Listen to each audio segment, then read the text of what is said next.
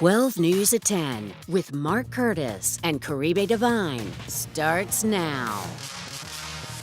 We begin tonight with new details on a recently fired school janitor accused of sexually abusing a 16-year-old student multiple times. Good evening and thanks for joining us. For 12 News at 10, I'm Mark Curtis. And I'm Troy Hayden. Caribe's off tonight. Phoenix police arrested the 48-year-old school worker last week after they say the teen victim came forward. 12 News journalist Chase Golightly reports from Thunderbird High School. Court documents claim the suspect, a janitor at the high school, sexually abused the teenage student on campus. Now, we do want to warn you, the details of this case may be disturbing. 48-year-old Oscar Sandoval, a worker at Thunderbird High School in North Phoenix, is facing multiple charges related to sexual abuse involving a minor. These court documents claim the teen victim came forward to police earlier this month, telling them it all happened last year when she was just 16 years old, telling investigators she had a friendly relationship with the janitor at her school. The first incident reportedly happened at a high school football game when the victim claimed Sandoval helped her find a place to park, then kissed her. In another instance, the documents claim the suspect took the teen into a classroom, pushed her up against a wall, and began to sexually touch and grab her. The final reported incident also on school grounds, with Sandoval allegedly taking the victim's clothes off and committed sexual conduct with the victim. Days after this was reported to police, the victim reached out to Sandoval through social media, where the suspect reportedly acknowledged having sexual intercourse with her and knew she was underage. Sandoval was arrested. On that same day, the Glendale Union High School District fired him. Sexual abuse, Class 5 felony. Given the severity of the allegations, the judge set Sandoval's bail at $85,000, cash only.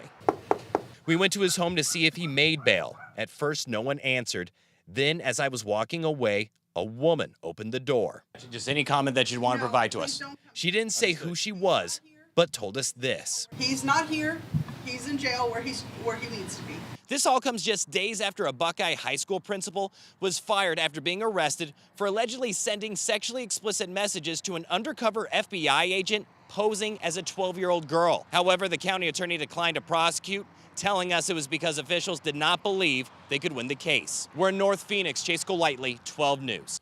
Chase, thank you. And on the heels of those arrests, we're learning more about a brand new law that's giving Arizona school districts an extra layer of protection to weed out potential predators on campus. 12 News journalist Jonathan McCall live in studio with the details on that law. What's it all about, Jonathan? Hey, Troy, the law, very simple. If you are looking to work for an Arizona school, public or private, make sure you are transparent with your criminal history or you could be prepared to face some jail time. Here's how it works. Senate Bill 1558 passing with unanimous bipartisan support during this year's legislative session. The law authored by State Senator Ken Bennett. Here's what you need to know. If you apply for a job at any K-12 school here in Arizona, the law does require you to disclose information if you have pled guilty, no contest, been convicted, or currently awaiting trial on dangerous crimes against children, sexual conduct with a minor. Any crime requiring that you register as a sex offender or even crimes of a similar nature in other states required under this law to be disclosed. Now, because this is now law, school districts across Arizona must update their hiring policies to reflect the changes. Anyone who knowingly does not provide that information and then later is found out will be charged with a Class 6 felony, which carries a prison sentence anywhere for 4 months up to nearly 6 years in prison. As we mentioned, Arizona State Senator Ken Bennett authoring that bill tonight. We did reach out to him for comment. His office telling us he was attending an education conference in Colorado. Jonathan McCall, 12 News. Jonathan, thanks. Now to the latest on 2 wildfires burning in Arizona. Crews continue to battle the siphon fire near Apache Junction. According to the latest update, it's burned between 60 and 80 acres with no containment. If you live in the East Valley and you are planning on hiking tomorrow, you're urged to stay away from the First Water, Boulder, and Siphon trails as firefighters continue to work that area. Right now, no people or structures are being threatened. We're also tracking the Point Fire, which is burning just north of Metro Phoenix in the Tonto National Forest. This one has burned about 800 acres near West Point Mountain, and there's no containment on it. Firefighters are trying to protect private property and infrastructure near Fig Spring. We're told this fire was human-caused. And some fires to the west are impacting the entire valley today. Several wildfires burning in California, and if you went outside, you saw what you're looking at next to me. smoky, hazy skies. Again, that smoke blowing in from those California fires. 12 News journalist Gabriela Becerra, more on how that smoky air can affect your health.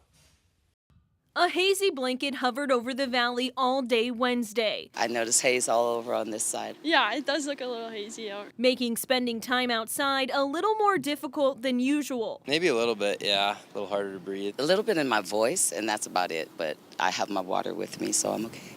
The hazy conditions were brought on by smoke from a few large wildfires burning near Los Angeles. It led the Arizona Department of Environmental Quality to categorize Wednesday's ozone as moderate on the Air Quality Index.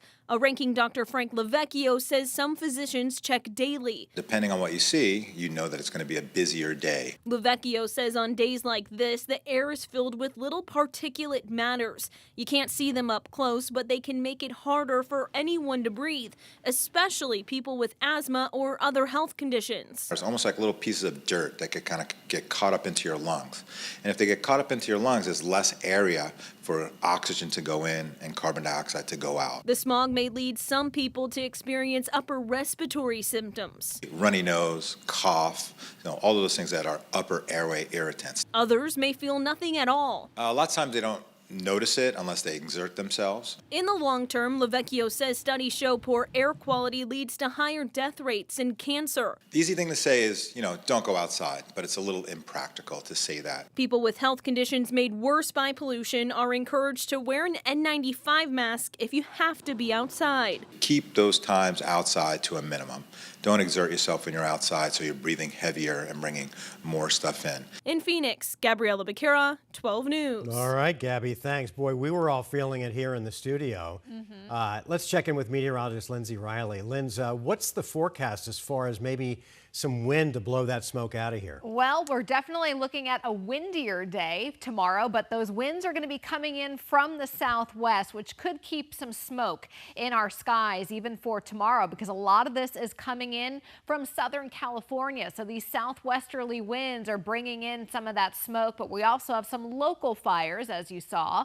But this is the smoke. It's pretty widespread across our entire state. Here's a look at the hour-by-hour forecast for winds tomorrow. The high country is looking at 40 to 45 mile-per-hour gusts, and it will already be windy by lunchtime through 2 p.m. and lingering through the afternoon. Here in the valley, we're looking at 20 to 30 mile-per-hour gusts noon to 6 p.m. So a good chunk of our day tomorrow will be breezy. Here's a look at our 12 News exclusive monsoon meter, and tomorrow we have zeros. It is going to be a hot, dry, and windy day tomorrow.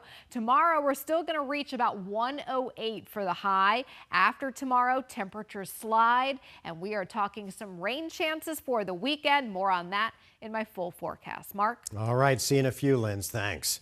Shocking new video tonight from New Orleans as they deal with Hurricane Francine. Take a look at this. It shows a driver being saved from a submerged truck. The whole thing playing out on live TV by the NBC station down there. The pickup drove around barricades and into extremely dangerous floodwaters. A Good Samaritan was in the area and saw what was happening. He ran back to his home and grabbed something to try to break the truck's window to save the man. Thankfully, he made it out safely. Next month marks 1 year since the tragic and senseless death of Preston Lord. Police say the 16-year-old was beaten to death by 7 people outside of a Halloween party. Now, local and state leaders are proposing stiffer penalties for these group attacks. The attack on Lord was not the only group attack cited as they made this plan.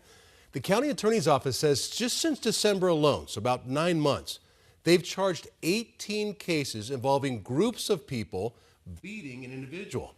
Most of those suspects were only charged with misdemeanors, or the lowest form of felony. Well, this legislation would create a brand new category of crime called swarming. And swarming will be a Class 4 felony with much stiffer penalties. Mental health advocates say it's a great opportunity for parents to have a conversation with their children about teen violence. I think it's a fantastic opportunity to have a 5-minute conversation while you're driving to soccer practice, like, hey, I saw this news update, just FYI, this is the new legislation that's being proposed, and if it passes, you and your friends need to make sure that you're not anywhere near this kind of behavior. Preston Lord's family releasing a statement in support of that legislation, saying in part, quote, "The dangers posed by these types of attacks go beyond individual acts of violence. They often lead to severe physical and psychological harm, and in Preston's case, the unimaginable." Tonight, there's a battle brewing between Arizona and California when it comes to gas prices, with officials here raising red flags about a plan that could bring California's higher gas prices here. Governor Katie Hobbs and Nevada's Republican governor are calling on California Governor Gavin Newsom to delay taking action to rewrite state laws for oil refineries. Newsom's plan would require refineries to store more gas in order to prevent price hikes caused by shortages. Hobbs argues that more gas being stored in California means less for neighboring states like Arizona and thus higher prices. This legislation from California is really concerning. It will create shortages that will increase prices for Arizonans. Newsom still faces opposition from California lawmakers. He responded to Hobbs' letter today by saying they'll continue to discuss the issue.